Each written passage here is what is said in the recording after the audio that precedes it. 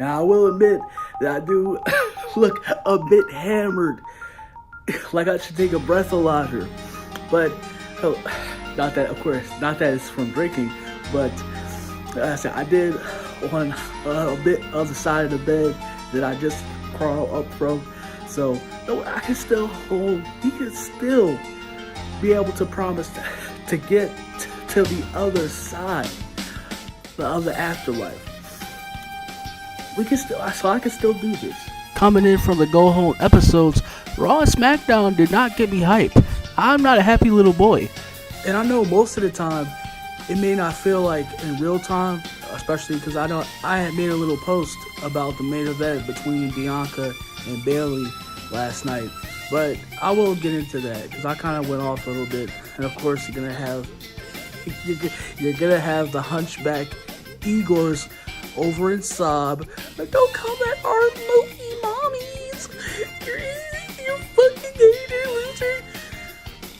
Listen, you can call me whoever, misogynist, sexist. You can call me whatever the fuck. I said I'm gonna say what the fuck that I need to say because, like I said, I'm sick of this bullshit. People exactly like me, nobody wants to watch it, and it's the horse shit of this that's being consistently shoved down in our faces. But I will talk a little bit more on that. But let's get into the show. So Sami Zayn was in the pre-show match tonight, starting off Crown Jewel. Sami Zayn, like he's got to be, aside from the Miz, definitely that he's got to be one of the most humbling and just relying of talents that they have on the roster that WWE has, because I know I saw that and I kind of saw it. I didn't really get to it, but I kind of saw clips of it. And I know he said that he doesn't really care if he's in the main event picture, and I like that we have people like that, because it's not like not everybody has to be in the main event. Not everybody has to be a fucking champion as the IWC, the brainless pack of retards that will have you believe today. But yeah, I like that he said that he would rather, I still kind of picture him as a top talent, but he pretty much said that he is not a mark for himself. And yeah, I like that. I kind of admire that. Unlike, and he's willing to put himself, probably one of the few wrestlers that likes to put themselves in situations where he is willing to and committed to getting that program over. And I like that about him.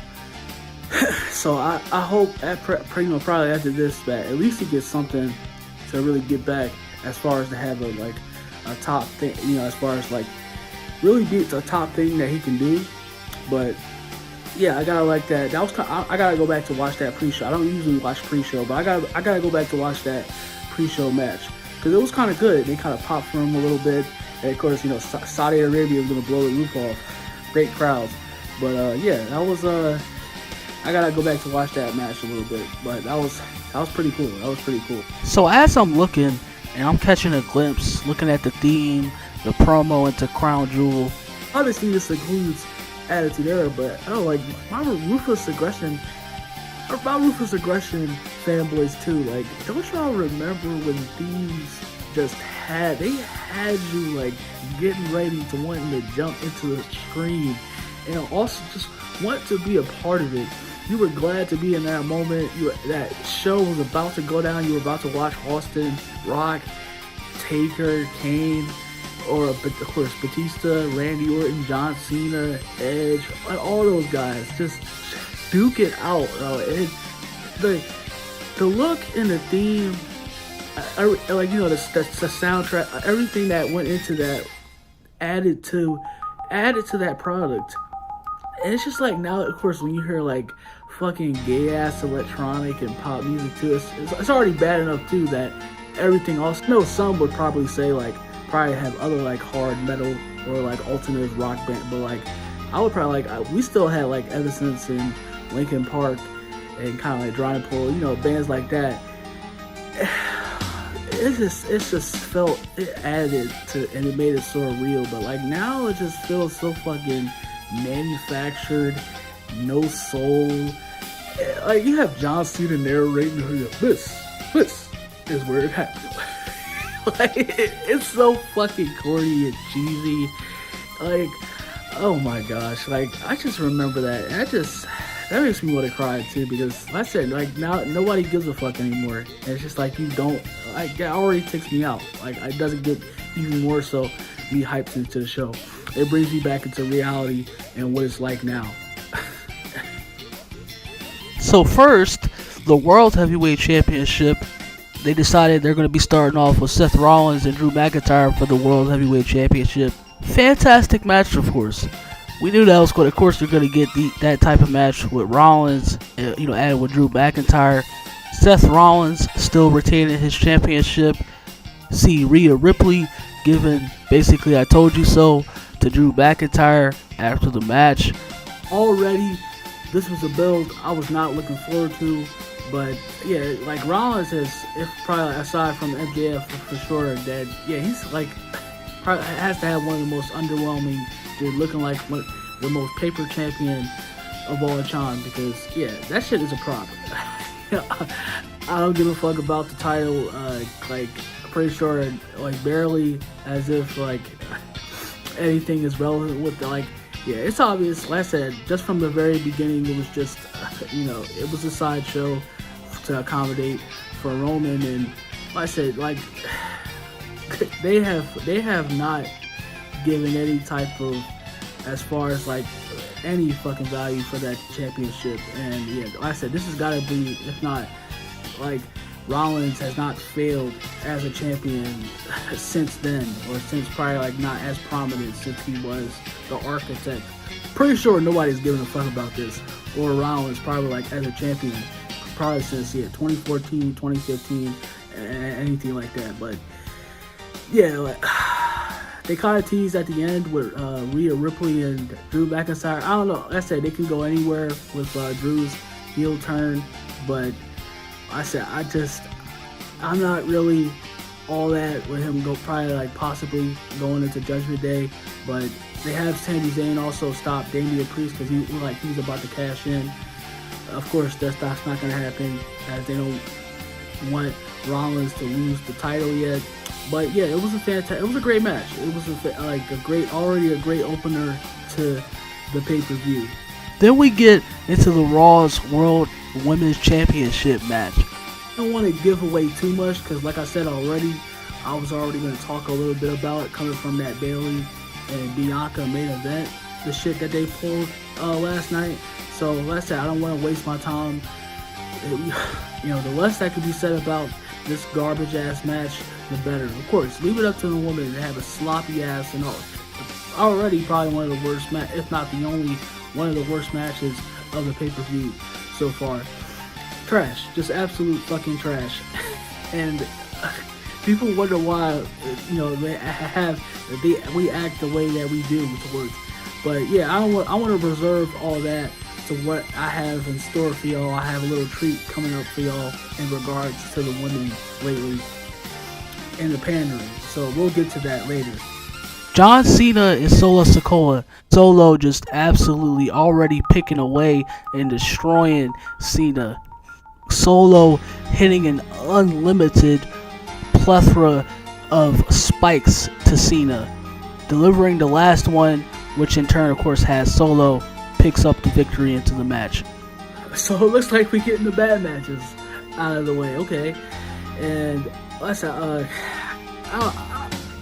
kind of won't really take it that seriously because we gotta. And after this, Cena is pretty much going back to Hollywood. I don't know. I know probably other people is really gonna care about that, but yeah, it's just pretty much it looked like it was a squash match too. So I mean, it does say 16 minutes, but yeah, like nothing really nothing to tail match. And it was just pretty much Cena's passing torch to Solo, basically, and so. Yeah, not really nothing to really noteworthy to talk about. Solo picks up the match. He pretty much destroys Cena and it's hinted that Cena might give it up. This might be his last match. Of course, as he's pretty much getting ready to go back to Hollywood, as I said. And I said, hopefully not, because like I said, just a match that's just you're gonna just look at and say, oh yeah, of course, man. Of course, they're not gonna really give it 100%. This is just one of those, especially this is one of those matches where it's just looked at like, yeah, Solo's gonna go over and Cena's gonna give it to Solo. So I said, I get it, but yeah, it's whatever. So, and yeah, I mean, if it is his last match, then yeah, 'cause I like that moment right there with that he got pretty much. So that was cool. And just so yeah, I hope it's really not this is his last match, because yeah, don't really want Cena to really go out like that. But I will say that yeah, all the memories though, and me not basically growing up to really take humongous shit on Cena. I mean, yeah, I can't deny that was a really great moment right there. Cause but yeah, hopefully it's not his last match, and we pretty much getting the feeling that we won't. This is not the last that we're gonna see of him before he heads off into the sunset. I liked Logan Paul with a bit of this. I liked Logan Paul's entrance, him coming in from the desert to the show. But we get the U.S. title championship match next. And why should we be surprised that Logan Paul offers up another batch of goodies in this match? Logan Paul does what he did at SummerSlam. He knocks Ray out with the knuckles. And we get our new U.S. champion in Logan Paul. And already I can tell people are obviously not going to be happy about this, especially the Smarks. But I feel like this is the best decision for WWE, going with Logan. Big exposure. So we get the other Women's World Championship match. Instantly a way better fucking match than the Raw Women's Championship match. Thank goodness. It's been speculated for months now, but as you can see, obviously from here right now, Kyrie is now in WWE. She's a part of WWE. She winds up getting Io Sky the victory.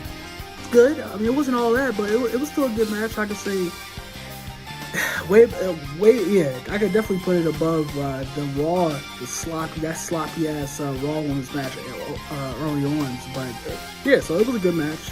I guess yeah, now that I can say that Kyrie is now in WWE. I don't know what y'all want me to say. I don't really care. It's just another Joshi wrestler, Japanese wrestler to me. Like one of those anime action things. Like that's all what I look at.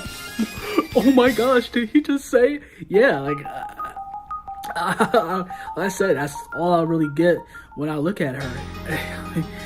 That's all it looks like to me. It's just another. I said, at least Asuka has personality, but that's all I get when I look at these Joshi wrestlers. What substance does she have? What does she bring coming to the roster? So I think it's not really going to be a big deal. We could go into Cody and Damian, but do we really? This felt like an episodic match. Yeah, just another match that fell on the card, and Cody's the winner. I don't really care. So we finally arrive at the main event. LA Knight and Roman Reigns for the undisputed Universal WWE Championship. Just like any other Roman Reigns match, or just like how WWE knows how to do it, they get this big match picture. So they start off slow. They get the crowd involved into it.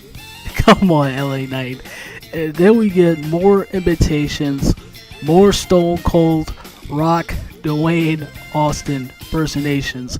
And I said, yeah, that kind of takes me out, but I'm not gonna lie, it was kind of crowd popping. It got me kind of really involved into it. The crowd was loving it. Also, Roman Reigns picks up the victory.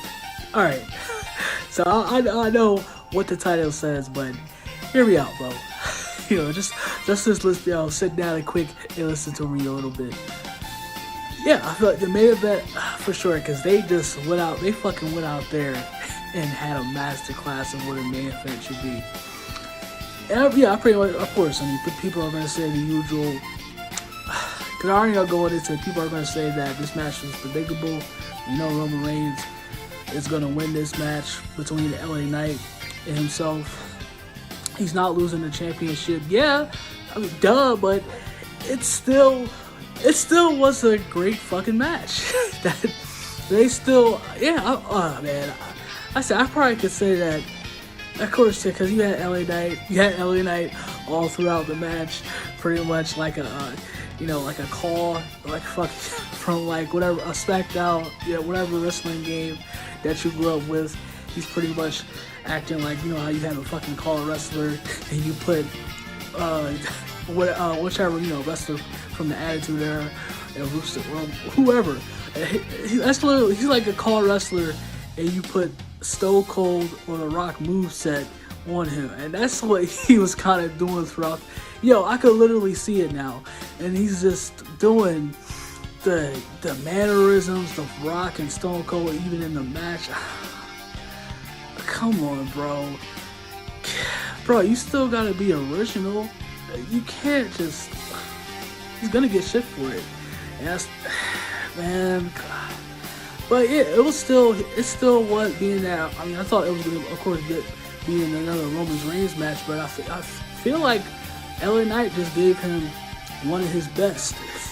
Especially in this reign, this has got to be like one of the best in his championship reign. And yeah, I feel like they definitely went bar to bar. Yeah, this has got like probably like one of the best matches of the year for sure too. Yeah, I can say definitely. This is one of the best matches of the year, and yeah, I definitely had a little bit, even though it kind of played out like a typical Roman Reigns match that we've seen for 3 years now. Yeah, I mean, I enjoyed it. LA Knight, they added a lot to it, so